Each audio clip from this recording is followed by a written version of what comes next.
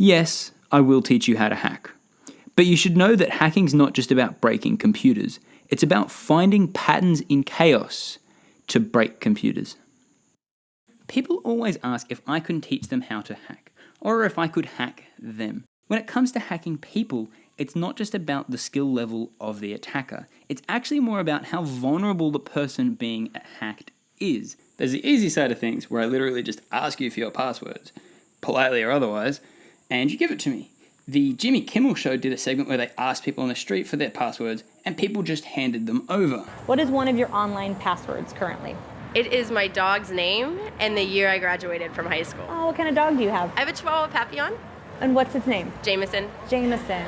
This type of hacking is called phishing, and your spam box is probably full of it.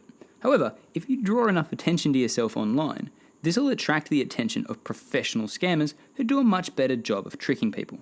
On the other end of the scale, we enter digital warfare. These are software weapons capable of compromising the secured systems used in the military and government. If you want to break into a secured computer without anyone knowing, you need to be ready to spend a few $1,000,000. Something as simple and innocuous as this becomes a challenge for all of us to maintain accountability and control of our critical infrastructure systems.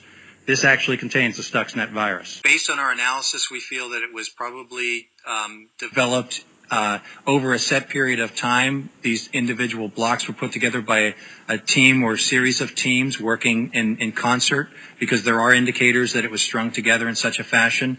But we've also identified with other types of malicious code and botnets where they actually generate $30 million a month in revenue from operating these various botnets.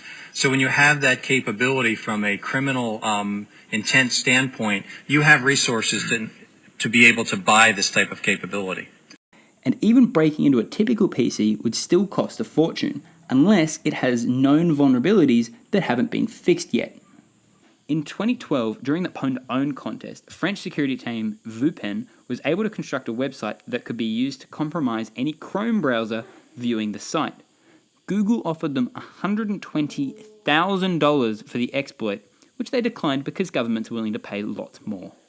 And when you think about it, governments spend billions of dollars on military equipment, with single missiles costing upwards of $1 million each.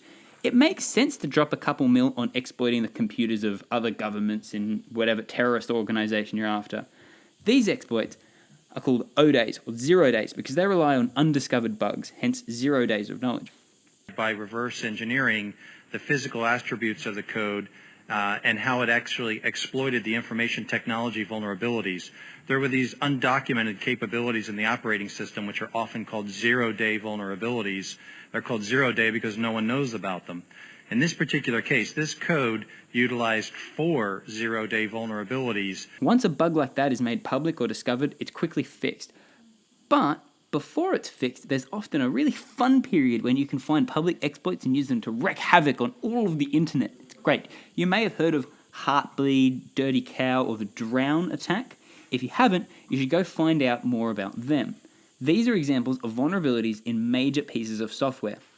People write exploits for these vulnerabilities and release them online for free, since all the value is in the secret. Once you know the fundamentals, set up your own vulnerable server and try to exploit it yourself.